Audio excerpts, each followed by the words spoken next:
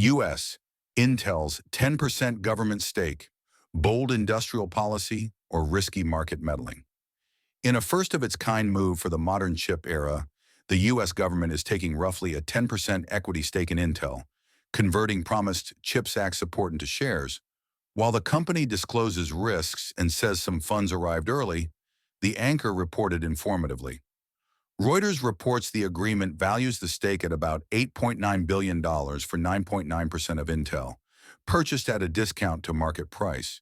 In a separate filing and statements, Intel warned the stake could complicate global sales and eligibility for future grants, especially in sensitive markets where government involvement triggers foreign subsidy rules. Days later, Intel said it amended its CHIPS arrangement to loosen milestones and received roughly $5.7 billion sooner than expected.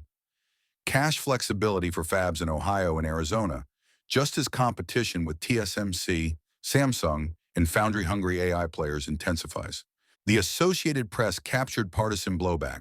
Some Republicans labeled the stake socialism, even as the White House pitched it as a no-new-money conversion that secures production at home. Analysts are split. Equity aligns taxpayer risk and reward, but also invites political meddling and customer unease. For Intel, execution remains everything: yields, on-time EUV installs, and anchor customers. For Washington, this is a template. If it works, more stakes could follow across strategic industries. If it flops, future industrial policy could sour. When the state becomes a shareholder, questions multiply. Who verifies milestones?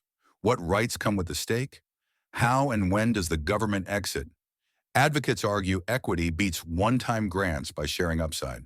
Skeptics ask whether customers, from cloud giants to automakers, will see the stake as politics intruding on roadmaps. For now, the money is in, the fabs are racing, and the world is watching whether a revival of American chipmaking is being built or subsidized. If the stake has teeth, production gates, supply guarantees, it can work.